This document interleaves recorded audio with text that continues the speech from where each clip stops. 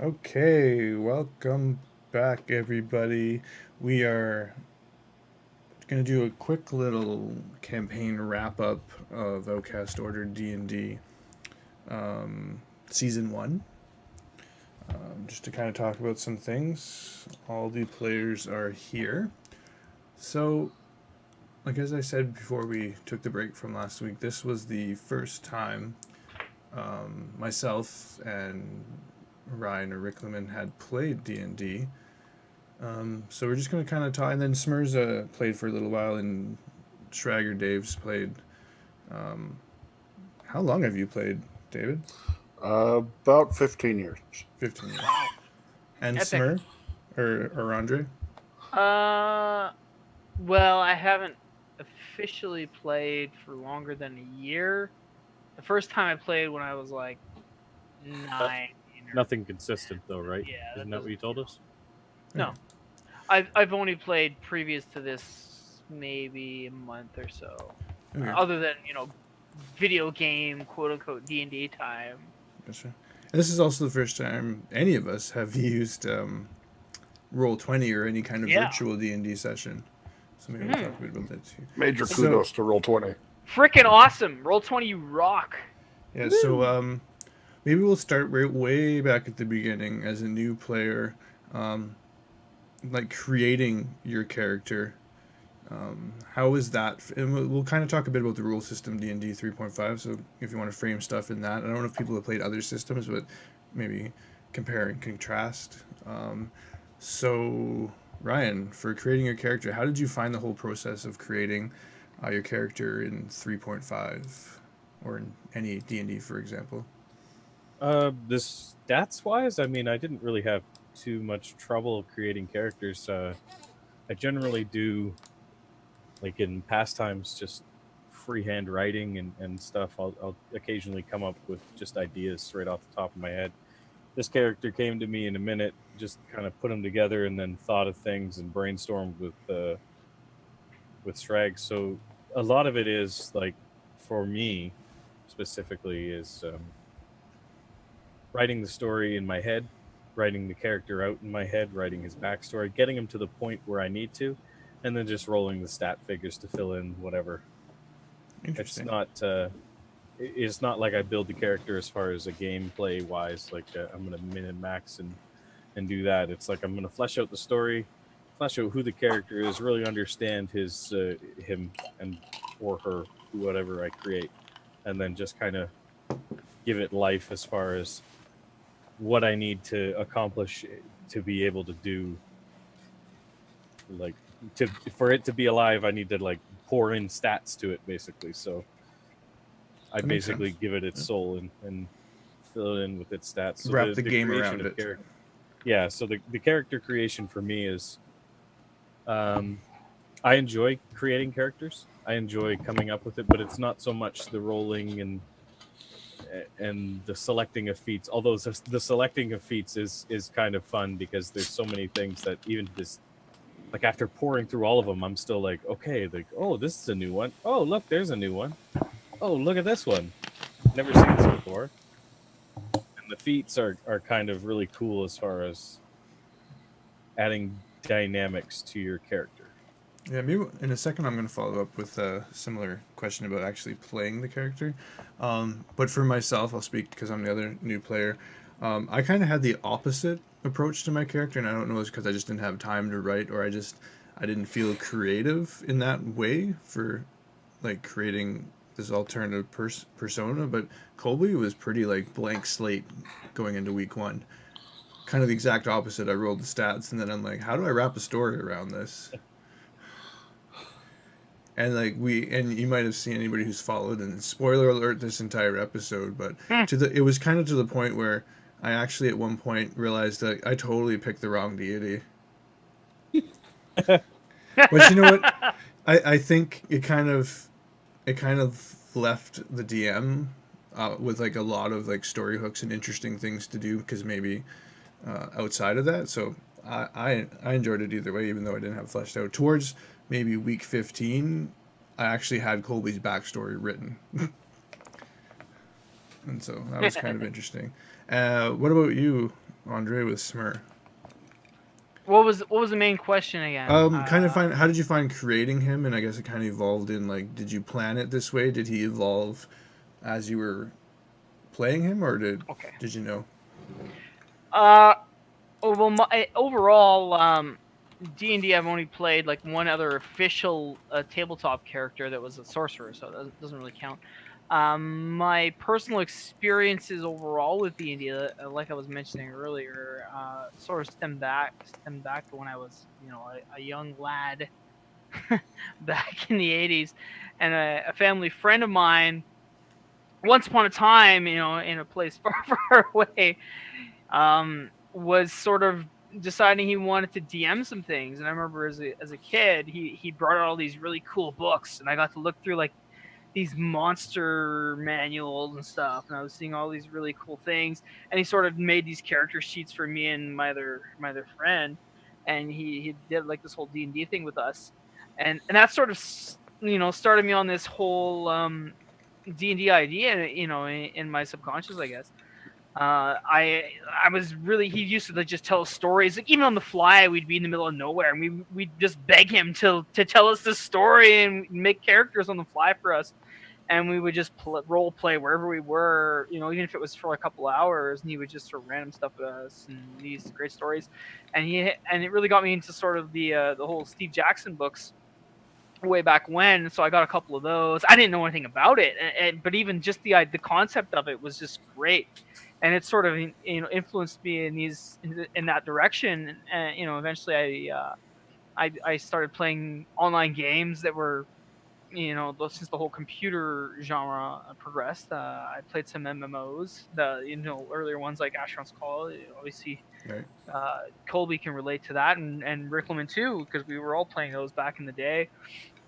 I just progressed from there, and I started playing DDO and understanding more of the actual the sort of rule system for D&D. I really like the idea of the tailoring of your characters to such a fine degree that you can really hone things that you want it to hone, and nerf your quote unquote nerf yourself if you wanted to, and whatever. Same idea. If anyone has never played Neverwinter Nights, it's not the greatest graphical system in the world, but kudos to those that team and Atari and all that. Great game. Same with DDO.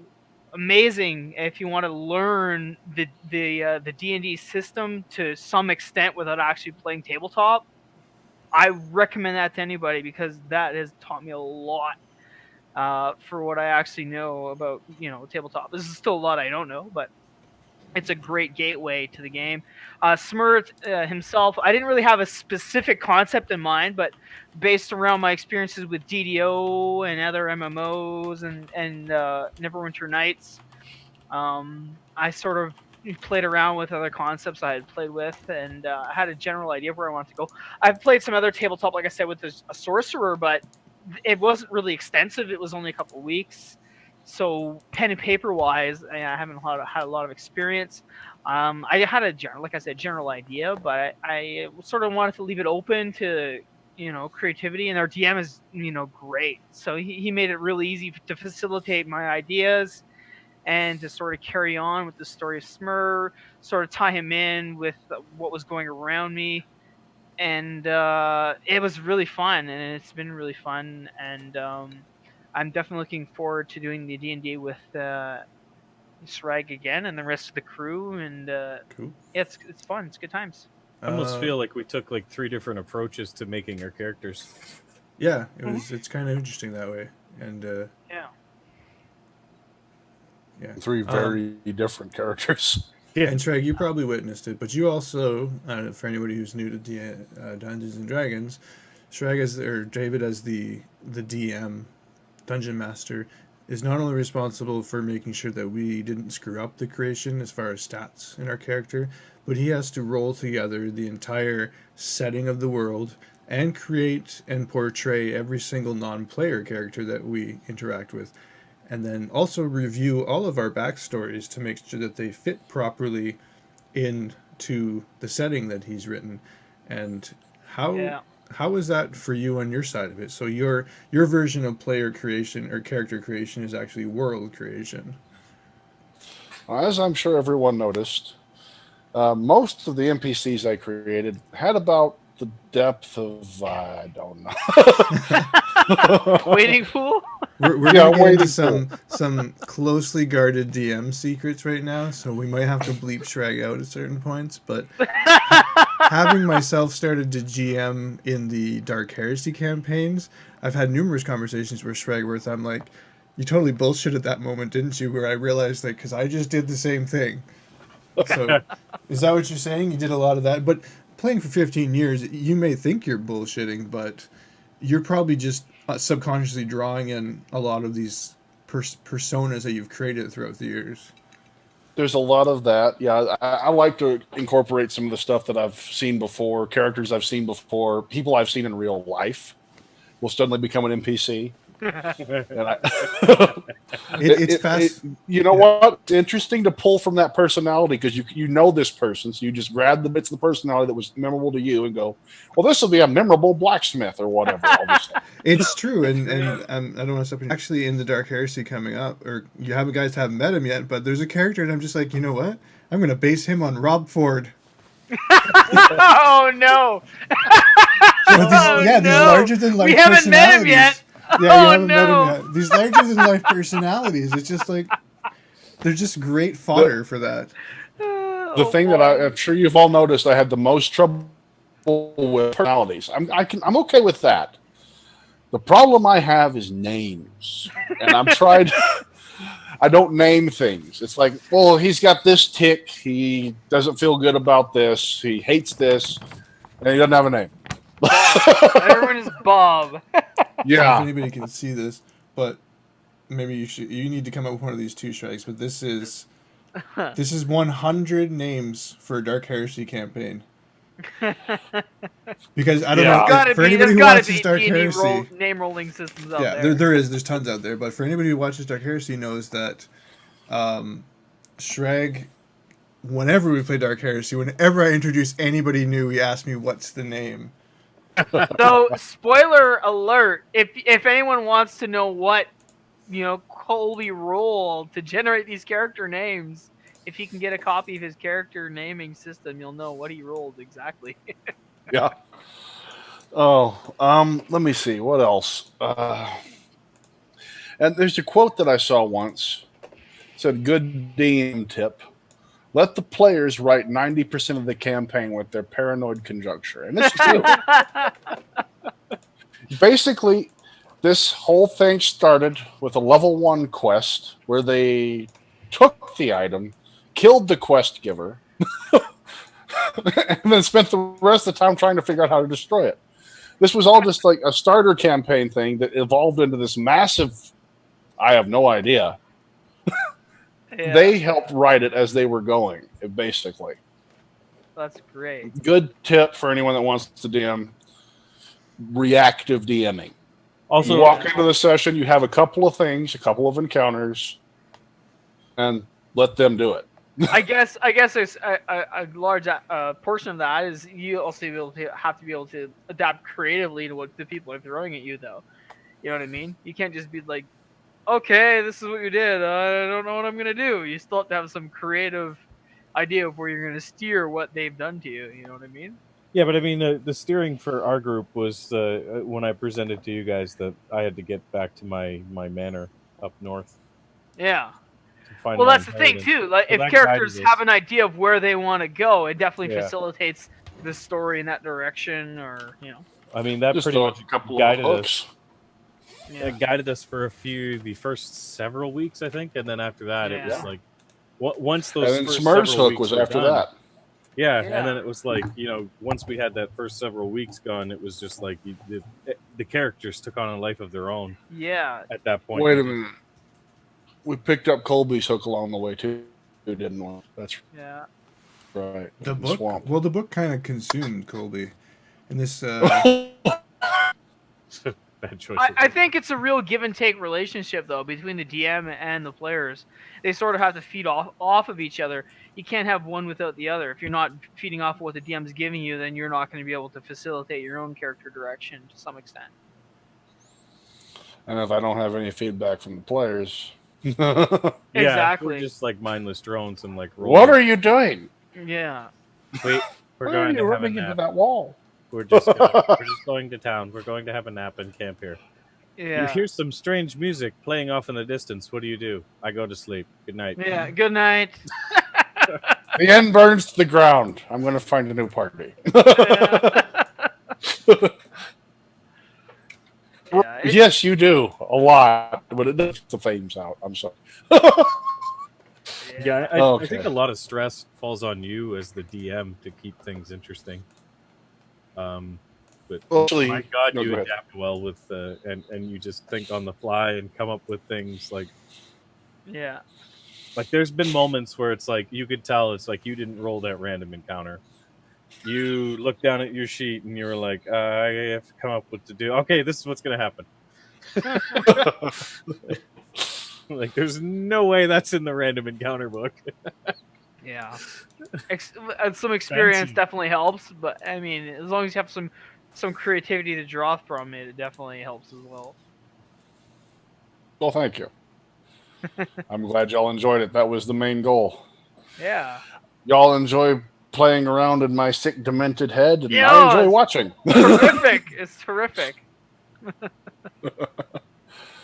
Oh. Where are So we where were going we? next from We're this? going on another I tangent don't here. know. Well, Peter? we'll stick on the characters for a second. So, as they evolved, and maybe I'll start with this, but did you the kind of as you were playing them throughout the 33 weeks, if they changed in the way you played them? For Colby, I'm gonna say, yeah, I think as I went through, I kind of gained a better understanding of how he looked at the world. A lot of it was kind of learning like how the world was in the to begin with. At first, I wanted him to be kind of naive and innocent, and very quickly, whether I realized as a player like that's just not going to happen properly in this campaign, or the things that happened to him pushed him into being cynical and very he's an asshole. Like he's not very. If you're no good to him, then he doesn't want any part of you. Like if you can't help him, or you're in his way, like, and he's very direct, and so he's. I have a question for you. Yeah. How closely related is Colby's persona to your own persona? I'm gonna say when Colby's being nice and wants something, it's reflecting me as a person. Yeah. And when he's gone asshole mode, it's me as a person, but it's the things I never say. Fair enough. It's the stuff where in real life the filter's kicked on. It's like, well, you can't really say that to your boss, or you can't really say that to somebody because they're gonna get offended. But when it comes to Colby, it was really. Do you find it's like a release for you in that regard? That It you can is. actually You know, do it this is. in the game? It is, and there's been a couple times where I think I've whispered, because it'll happen between David and I, this conversation. I'll whisper, I'm like, I'm not really mad at you. It's the character, it's not me. There's been several times where I'm really glad there's thousands of miles between me and my players. Yeah, I find the same thing for my characters when I'm playing them. There's a lot of things I wouldn't do in real life. My character lets me facilitate that through my character and sort of take a different, angle on things. It's definitely fun. I think this is like a two-part question, and I did write two separate questions that were very similar. I think it's like how do you feel your character has changed over the course of the campaign? I think it's what you were discussing, right? Yeah. How there's you also, played him, do you feel you grew as a player? Yeah. Okay. So, do you feel Smurrrrh? Like, how do you feel he changed over because he did change. He changed a lot. Yeah. Smurrrrh over the course of the campaign, did he like go through? How do you feel he changed? Yeah, well, Smurrrr's evolved. I mean, he was sort of new to the world. Wings. Yeah. I mean, and that's the thing too. Like, so many things happen, and me playing as a character, I want to sort of incorporate what's happened and add that into the scope of the character without just sort of negating that and being like, no, I don't want to add what has happened in and just do what I wanted originally, or even if I didn't have an original plan, I like to draw from the, like, me personally, draw from the creativity of others and sort of implement that into my own play style. And sort of, you want to become the character as you're playing the character personally, and you have to sort of think, what would I do if I were in this situation as that character as opposed to as myself, What would Smurrrrh do? Yeah, well, what Everyone would put on your bracelet. exactly what WWSD? Uh, No, yeah, yeah, I do feel the Smurrrrh changed over the course of the campaign. I really do. yeah, I really liked when you leveled up or you assigned skill points, and it was like kind of based on the previous couple weeks. yeah. I thought that was really cool. I wish I could have done the same. I didn't in some cases. In some cases, it just worked out for blind luck. I Yeah. was like, and then I just needed to work the story in and wrap it around. Well, Um, me personally, sort of cut you off there. I took yeah, sort of what I learned from the other, from like DDO, where it's like like DDO, it's a great game, but I mean, if you're not going to min max your character, quote unquote, you're going to have a hard time, and same thing with Neverwinter Nights.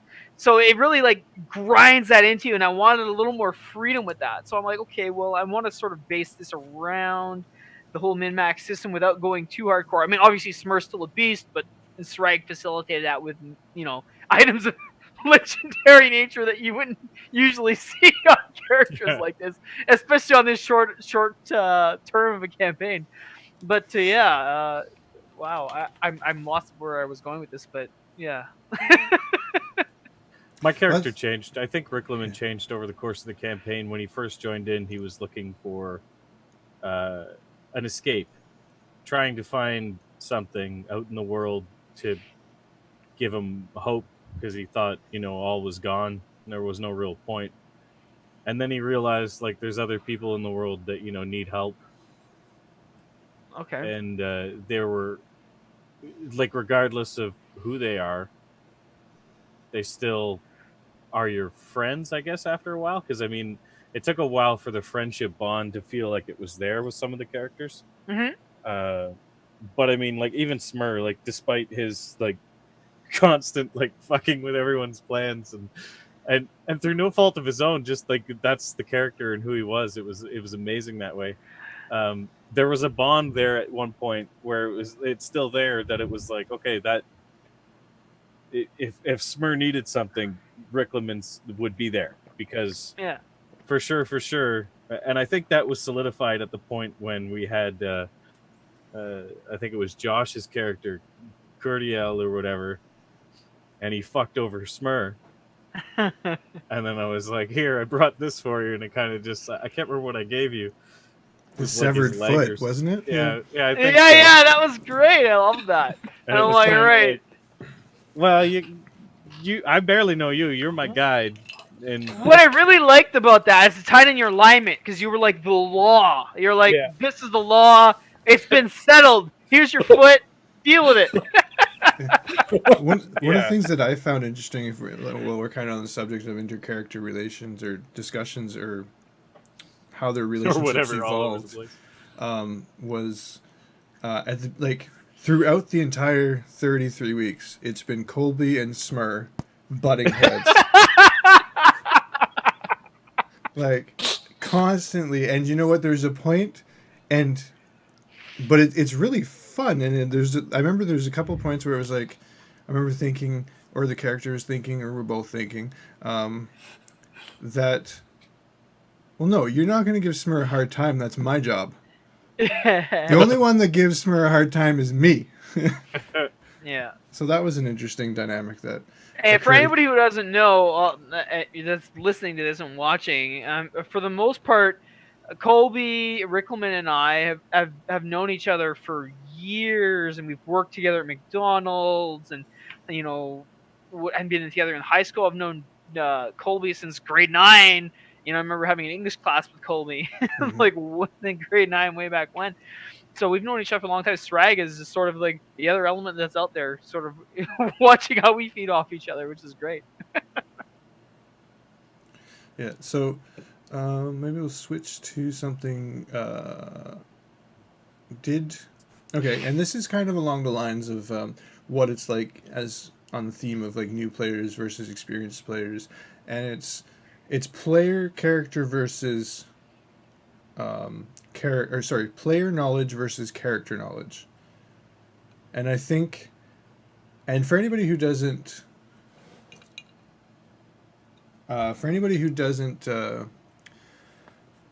realize it, that after every show that you watch, there's probably an hour-long post-show discussion that we have with each other.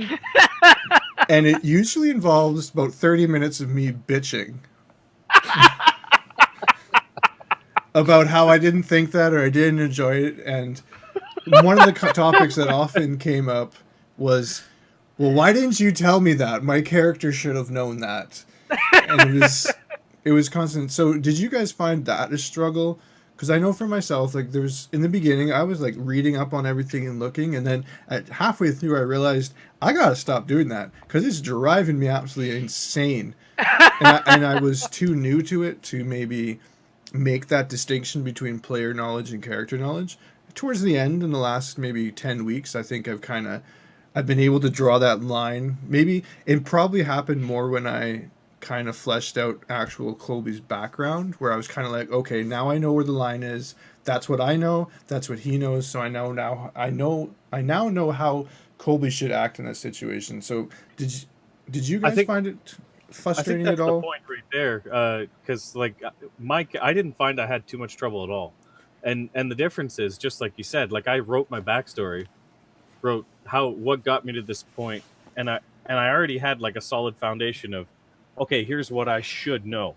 I should know these things. These very few things I should know in detail. These very few other things, because of the personality I've created with this character, he's going to be a little stupid on, like just random things that have to do it. So, yeah, so magic, exactly. That's exactly it. So magic he doesn't really know too much about. And I think it has to do with developing your backstory and what have you.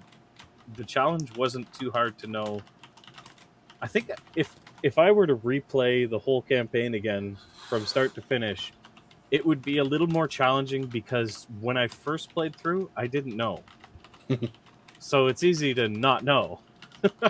And then as we grow up and we keep playing in different levels, we get more experience. So it would be harder now knowing what I know to separate that knowledge.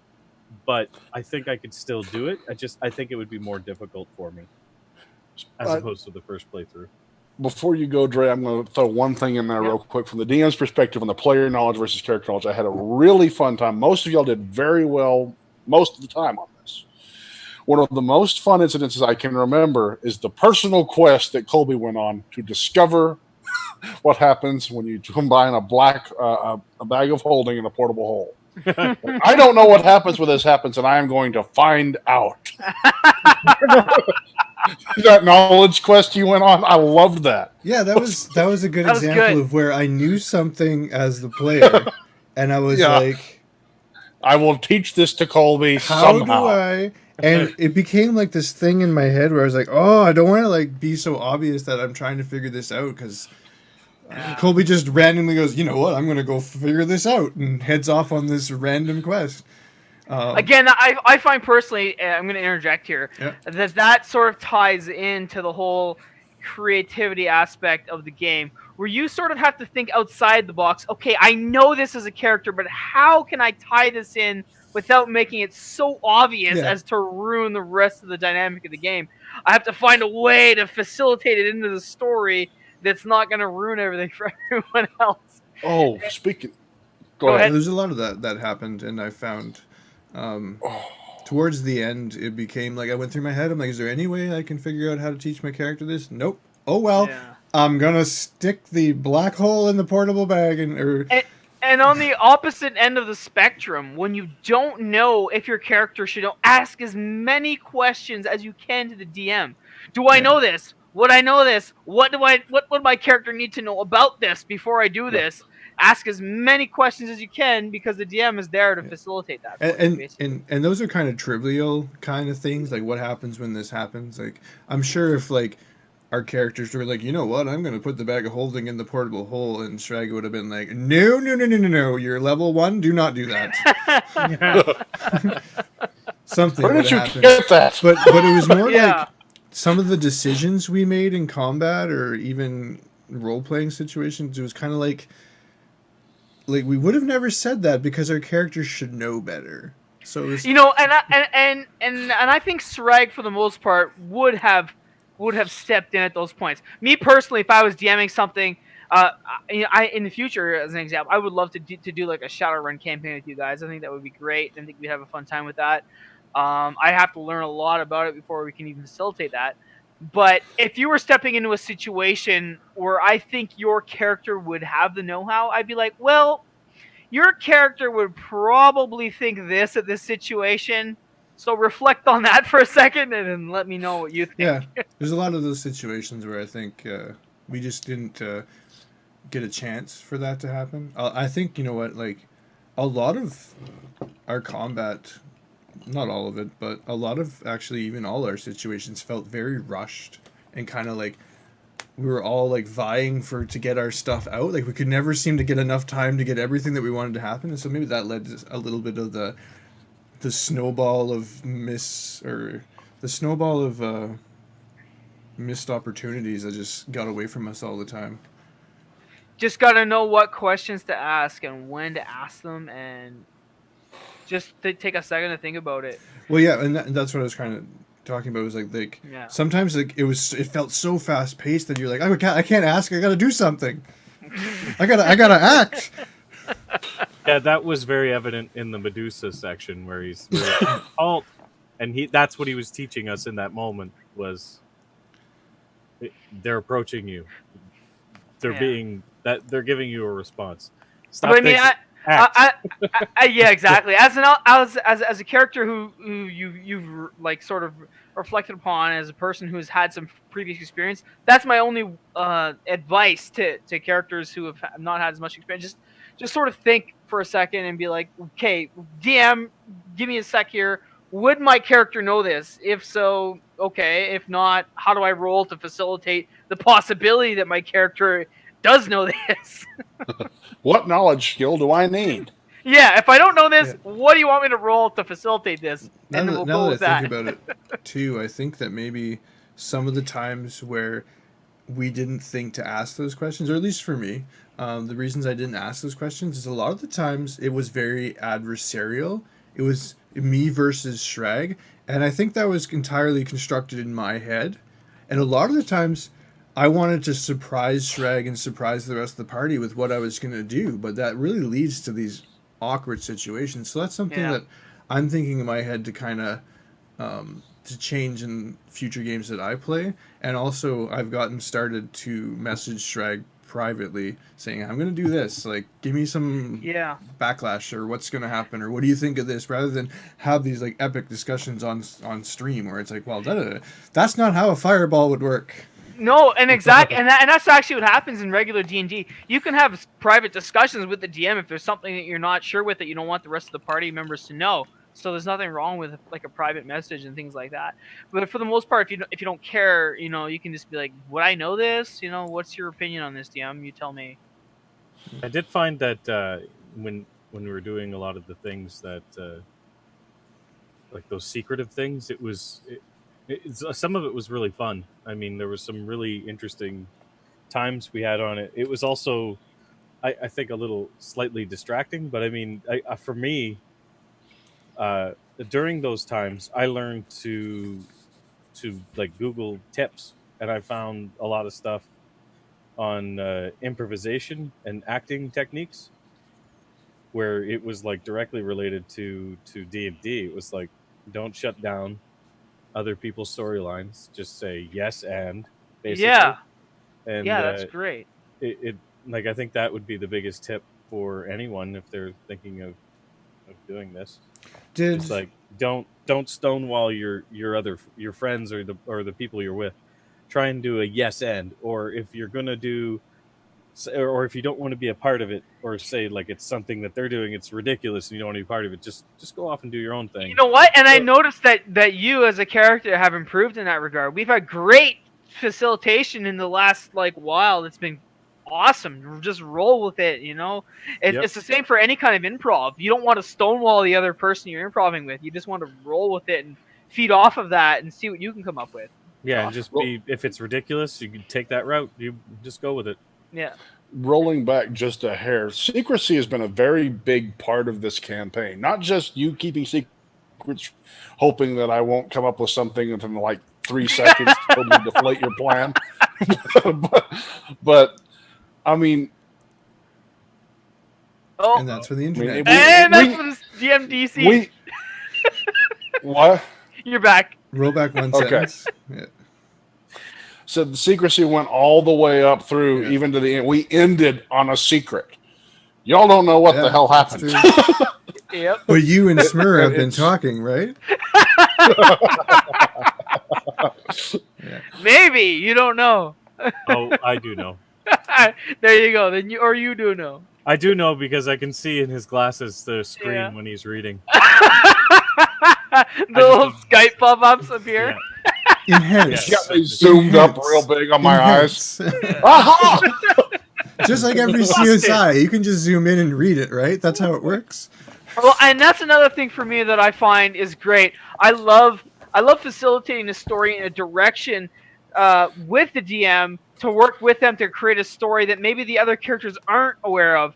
And it makes like different story arcs, and it gives the DM more inspiration to sort of take things in a certain direction. There's been a lot of times where I've been like, Sragg, what do you think of this idea?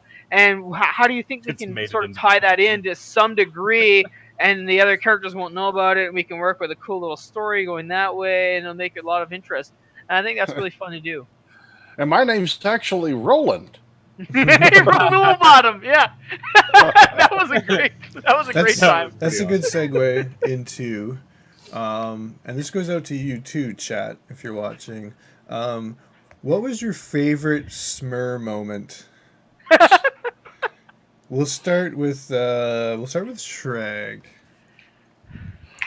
Oh no, with me. Well, do you think, Rick? Do you know what yours When I is? died. My favorite Smurrrrh moment. All right, shoot. Honestly, in this sadistic thing, when he ate the troll.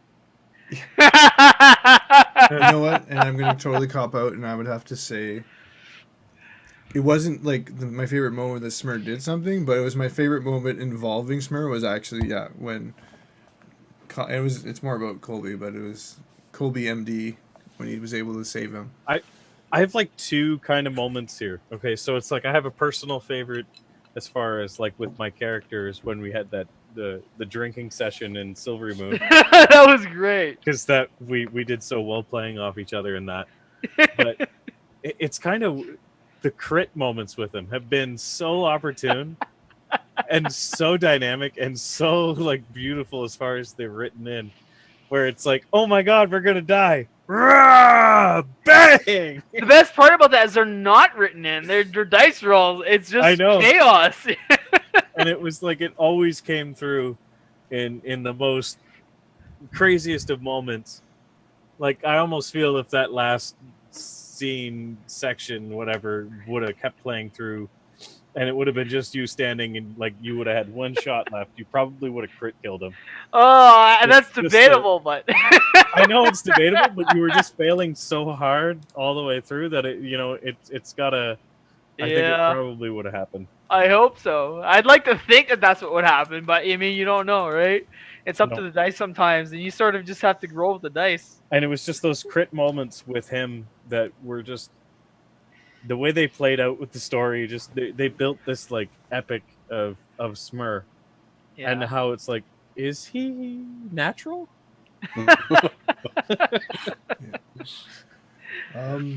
If I had to pick a favorite moment, That would be really difficult. I don't think I've had a favorite moment. They've all been great in moments, even when I'm at the brink of extinction as a Hmm. character for Smurrrrh. Or the rabbit. Yeah, the rabbit, or I'm a rabbit. It's funny because not everybody knows this, but in the background, uh, I'm playing Smurrrrh, and I'm telling people, hey, I'm playing this character, and my mom, my mom, as funny as it sounds, was involved. I'm like, hey, mom, draw me a character for Smurrrrh because she does some painting on the side.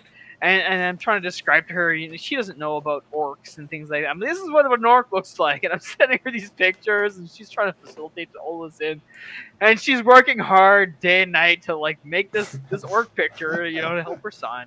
And then I'm like, oh, by the way, mom, my orc died, or now he's a rabbit. She's like, what?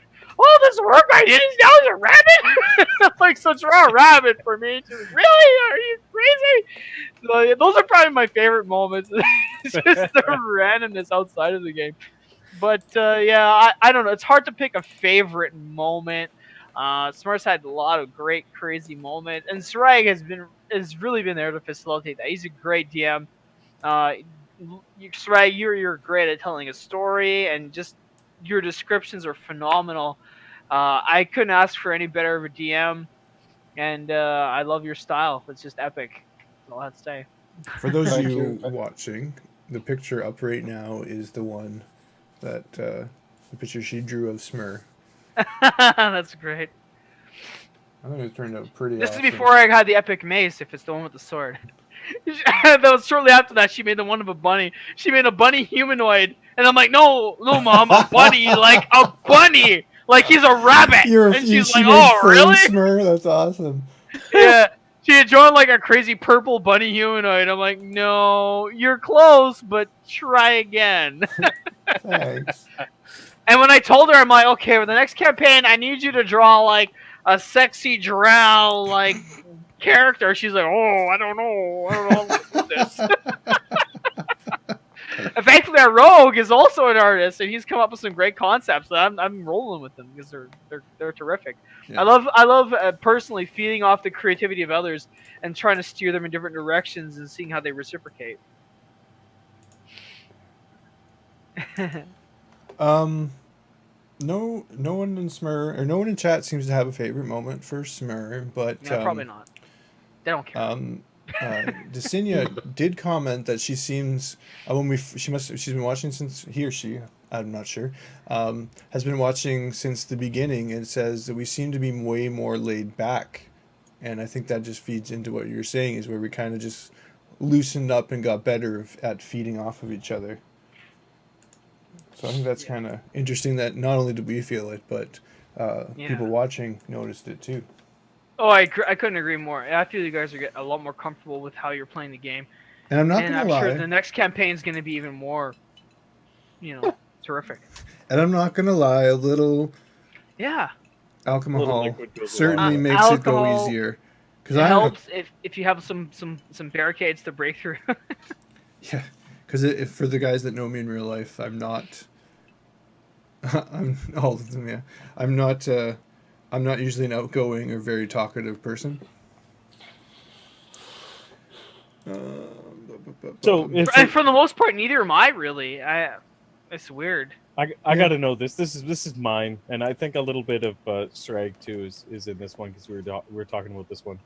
But if we could do it again, or if you could do it again, would you give the Amicure fellow the book from the beginning, from like the first get go?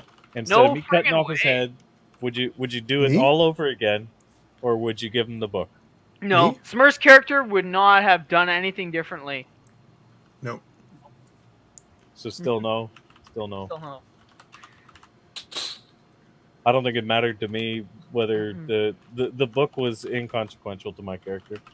It was the fact that Colby didn't want to give him the book, and he was going to be like, "Yep, okay, Colby didn't want to give you the book. Sorry, fella." As a character, wouldn't change any decision that my character's made. Now, I have a kind of similar vein follow-up question. As you progressed your character, and you learned more about, I don't know if you ever played a Barbarian, Smurrrrh, or you a fighter, me a Cleric, would you have changed any of the things leveling up as you kind of learned more about maybe the D&D mechanics and stuff like that?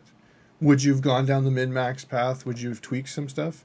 Or do you think it ended up kind of the way you want? You go ahead first, Riclamin. I don't think I'd change much, honestly. There's not a lot of malleable material with the fighter. I mean, I did multi-class. The only thing I could probably change would be min-maxing and really focusing on that secondary class to, make things more powerful. But in the end, I mean, that probably wouldn't get more enjoyment out of the character because that's not what I enjoy. I think it's more influential for me to do as far as the character progression went, kind of the method I went with, which was I get all these feats. Oh, there is a slight tilt, I think, and I just thought of this off the top of my head. The feats. A lot of my feats were min-maxy. I don't know if anyone's aware, but like the fighters do get a lot of feats, and I did take a lot of feats that I wouldn't have necessarily taken, and I probably would have went a different way with the feats if that were possible to make my character more dynamic rather than just build on his strength. But that's about it. There's not really much else I would change. There's not much to change as far as the character progress. I think for me, it's pretty much exactly the same.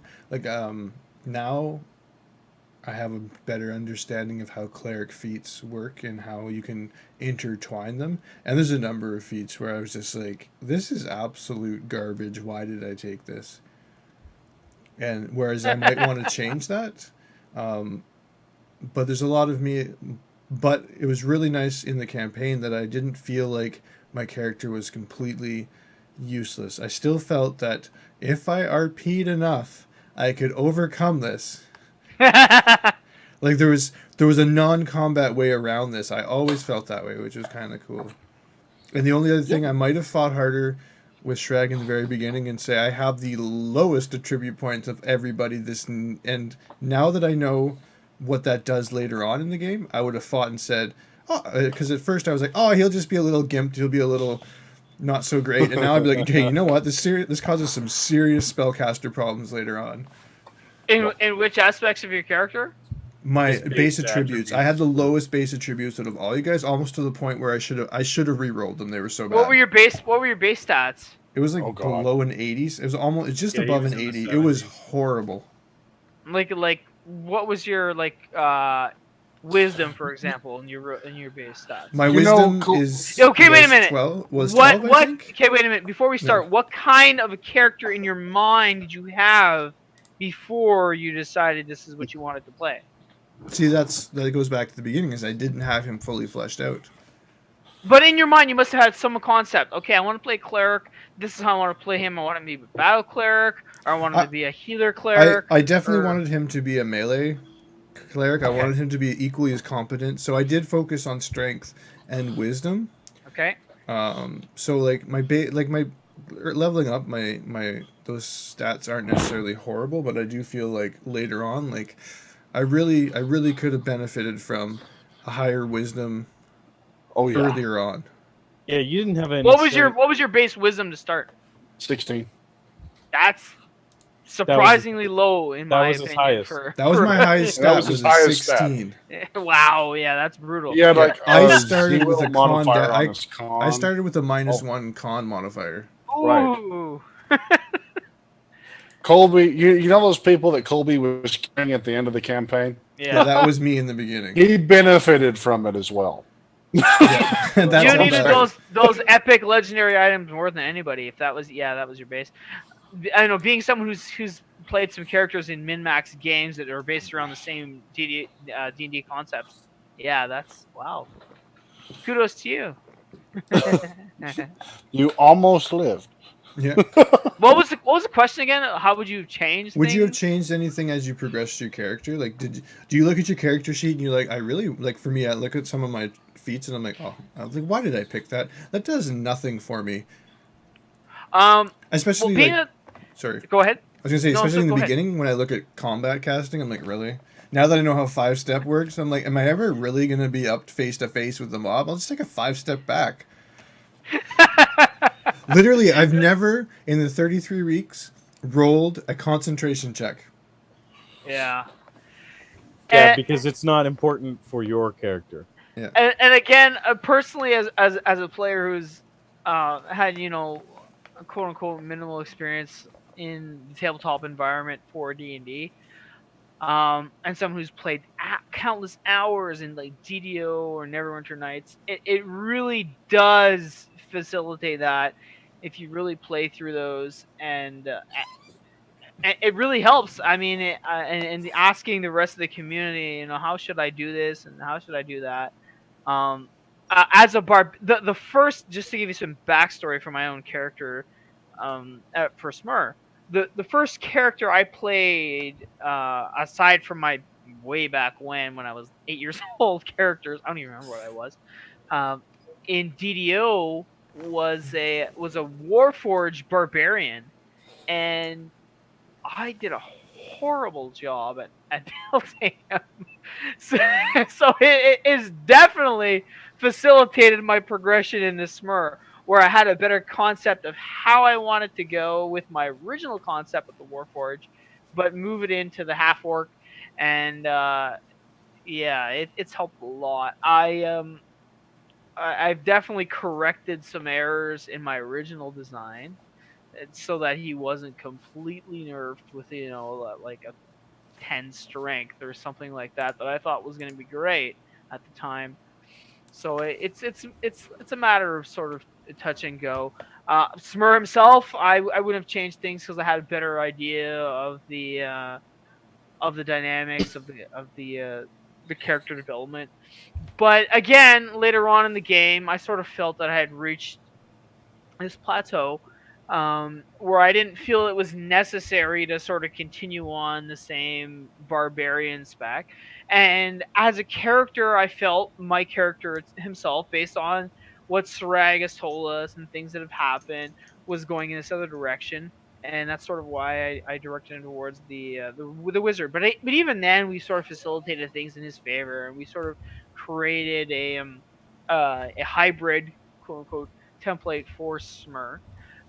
But I even then I didn't really overplay it to the extent where I overpowered his magical abilities to any extreme regard, where I'm like, he casts infernos of level 10. That's obviously an exaggeration, but Yeah, and you know what? That's a really cool point to bring up because in Forgotten Fate, Sragg and I worked really well together to come up with a custom class for me for that, hmm and he's very like I was very satisfied with the end product, or like the give and take. Like I didn't feel like it was overpowered, but I didn't feel like it went the other way, and so that's something with Dave's style that's definitely makes it a lot more fun, and you really enjoy the creative process almost to the point where you want to like customize everything. yeah, that was great. I love that. We were sort of working on the battle mage. Sragg, what was the name of the original template? It was based on like sorcerer. That is War Mage, actually. War Mage. War Mage. The original War Mage template is based around charisma. For those of you who don't know, Smurrrrh's charisma is poor. His charisma is ridiculously Like low. And I 5. have like, yeah, 5. He's scarred. He's not great. We decided to sort of steer that in another direction towards his intellect. His intellect wasn't great also, but it was a lot better than There was hope of the fixing that. -3 penalties. So he didn't completely nerf me in that regard. We work together. It gives you a lot more creative control over your character dynamic, which again it'll destroy any kind of MMO you can ever find out there nowadays. And you can work with what you want to do. And if you have a great DM, they'll facilitate your ideas. You really become attached to your Especially if you could, characters. Sorry, go. if you can sit there and justify it in some way. Like in the case of Smurrrrh, the way I see a War Mage, the way they're describing it with the charisma based or any of the charisma based casters, is it's an inborn thing that they just can do, right? Smurrrrh learnt this over time, which I think leans more towards the wizard. So I see why you could justify switching that out for intelligence instead of Smurrrrh. You didn't learn that by charming the book. You learned it reading it after you gained the ability to read it. Yeah, which was also facilitated by you, Yeah. and I love that you sort of integrated that into the character, and, just sort of where I was going with it. It was fun. It was a good time. Why don't we go ahead and take a short break Yeah, just and before, come back? Yeah, just before we go to break, DMCon22 in chat says his favorite Smurrrrh moments are all of them. Thanks, DM. Was it DMCon? DMCon22. Thanks, Thank DMCon. you. Keep Okay, watching. thanks everybody for We'll have watching. some more We'll good be times. back in a few minutes on Twitch, YouTube. Check in tomorrow. Learn to speak. Like, subscribe, You didn't comment. put enough skill points. Oh, I didn't put, don't have speak language. Like, subscribe, comment, all that fun stuff. We will see you in a bit.